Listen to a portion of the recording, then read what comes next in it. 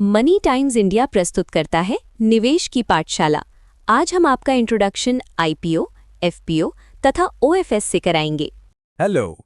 IPO, FPO, OFS, अरे बाप रे, ये सुन के लगता है जैसे हम किसी कोड लैंग्वेज की बात कर रहे हैं ना। खासकर जब कोई बड़ी कंपनी बाजार में आती है तो ये शब्द हर तरफ छा जाते हैं, पर असल में इन अक्षरों के पीछे का खेल क्या है? तो चलिए आज कंपनियों के पैसा जुटाने के इसी चक्रव्यूह को तोड़ते हैं और इसे एकदम आसान भाषा में समझते हैं। तो सवाल यही है कि इन अक्षरों के पीछे की असली कहानी क्या है। चलिए देर किस बात की, सीधे मुद्दे पर आते हैं और इस पूरी पहेली को एक एक करके सुलझाते हैं। देखिए, किसी भी कंपनी की कहानी की शुरुआत होती है उसके सार्वजनिक जीवन के पहले कदम से, और उसी कदम को कहते हैं आईपीओ यानी इनिशियल पब्लिक ऑफरिंग। तो आईपीओ आखिर है क्या? इसे ऐसे समझिए कि ये किसी प्राइवेट कंपनी का स्टॉक मार्केट की दुनिया में ग्रैंड डेब्यू है। मतलब वो पहली बार आम लोगों के लिए अपने दरवाजे खोलती है और कहती है, आइए हमारी कंपनी की ग्रोथ स्टोरी में हिस्सेदार बनिए। पर सवाल ये उठता है कि कोई कंपनी पब्लिक होती ही क्यों है? आखिर क्या जरूरत है? इसकी दो बड़ी वजहें होती हैं। पहली जाहिर है पैसा। उन्हें अपने कारोबार को फैलाना होता है, नए प्रोजेक्ट्स लगाने होते हैं जिसके लिए मोटी रकम चाहिए होती है। और दूसरी वजह थोड़ी अलग है। ये उन शुरुआती निवेशकों को एक एग्जिट देने के लिए होता है जिन्होंने कंपनी के शुरुआती दिनों में रिस्क लिया था और अब वो अपना मुनाफा लेकर बाहर निकलना चाहते हैं। तो ठीक है, आईपीओ आ गया, कंपनी पब्लिक भी बन गई और पैसा भी जुट गया। पर क्या कहानी यहीं खत्म हो जाती है? नहीं, बिल्कुल नहीं। असल में असली कहानी तो अब शुरू होती है। देखते हैं आगे क्या होता है। जरा सोचिए, एक कंपनी जो पहले से ही स्टॉक एक्सचेंज पर लिस्टेड है, उसे अचानक और पैसों की जरूरत पड़ जाए तो वो क्या करेगी? यही वो सवाल है जो हमें इस कहानी के अगले और ज्यादा दिलचस्प हिस्से की ओर ले जाता है।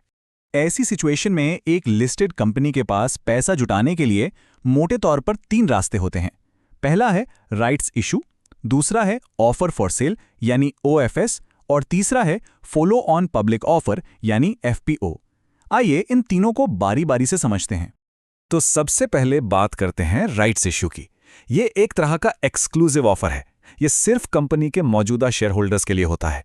कंपनी अपने वफादार निवेशकों को कहती है, आप हमारे साथ पहले से हैं तो ये आपका हक है, और उन्हें मार्केट प्राइस से सस्ते में नए शेयर खरीदने का मौका देती है। इसे समझने के लिए 2017 का साउथ इंडियन बैंक का एक रियल लाइफ एग्जाम्पल देखते हैं। उन्होंने अपने शेयर होल्डर्स को हर 3 शेयर के बदले एक नया शेयर दिया, और वो भी सिर्फ 14 रुपए में। उस वक्त ये मार्केट प्राइस से करीब 30% सस्ता था। कितना बढ़िया इंसेंटिव है ना? लेकिन इसमें एक पेच है।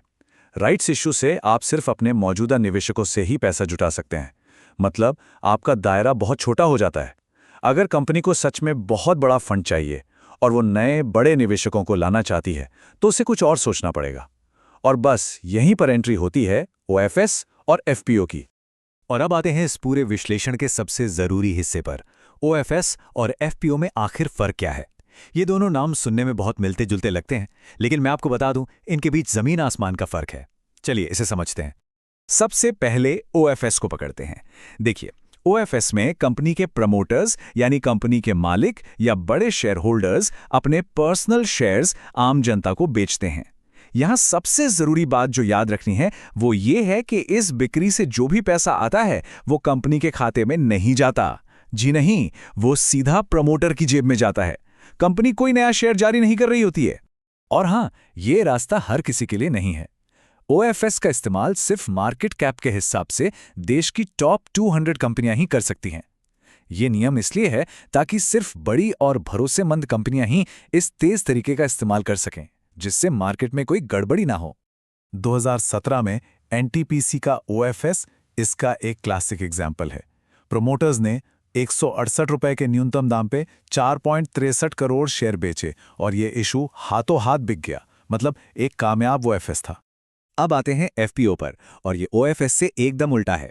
एफपीओ में कंपनी नए शेयर बनाती है और उन्हें जनता को बेचती है।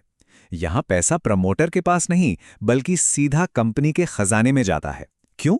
ताकि कंपनी उस पैसे से नए प्रोजेक्ट्स शुरू कर सके, अपना कर्ज चुका सके या कारोबार बढ़ा सके। अब एफपीओ को निवेशकों के लिए आकर्षक बनाने के लिए कंपनियां क्या करती हैं? वो अक्सर शेयर को मार्केट रेट से थोड़ा डिस्काउंट पर देती हैं। जैसे कि इंजीनियर्स इंडिया ने अपने एफपीओ में 4.2% की छूट दी थी। ये निवेशकों के लिए एक बढ़िया डील की तरह होता है। 2014 में इंजीनियर्स इंडिया लिमिटेड के एफपीओ को ही देख लीजिए। उन्होंने 145 से 150 रुपए का प्राइस बैंड रखा, जो बाजार भाव से लगभग 4.2% कम था।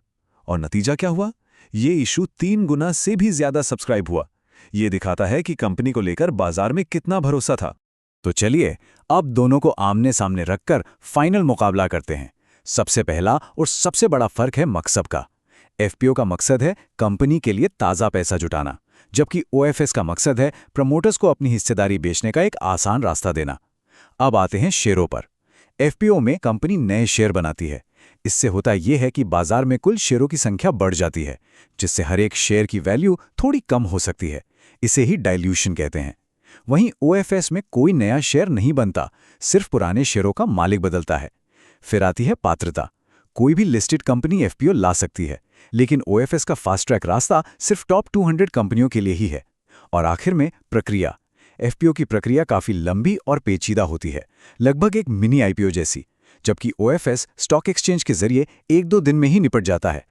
तो ठीक है, हमने इन दोनों के बीच का तकनीकी फर्क तो समझ लिया, लेकिन एक निवेशक के तौर पर या बाजार पर नजर रखने वाले के लिए इन सब बातों का असली मतलब क्या है, ये जानना इतना जरूरी क्यों है? ये एक लाइन इन दोनों के फर्क की पूरी कहानी कह देती है। ओएफएस का इस्तेमाल प्रमोटर्स के शेयर बेचने के लिए होता है, जबकि एफपीओ का इस्तेमाल कंपनी के नए प्रोजेक्ट्स को फंड करने के लिए होता है। एक में पैसा मालिक की जेब में जाता है, दूसरे में कंपनी के भविष्य में लगता है। इसे और भी सरल शब्दों में कहें तो एक तरफ फाउंडर अपना पैसा कैश कर रहे होते हैं और दूसरी तरफ कंपनी अपनी ग्रोथ की गाड़ी में और ईंधन भर रही होती है। दोनों के इरादे और उनके संकेत बिल्कुल अलग-अलग हैं। तो अगली बार जब आप खबरों में एफपीओ या ओएफएस के बारे में पढ़ें, तो सिर्फ एक खबर की तरह पढ़कर आगे मत बढ़ जाइएगा। जरा रुककर सोचिएगा। कंपनी की ये पसंद उसके भविष्य के बारे में एक बहुत बड़ी कहानी बताती है। सवाल बस इतना है, आप कौन सी कहानी पढ़ रहे हैं, ग्रोथ की या फिर एग्जिट की?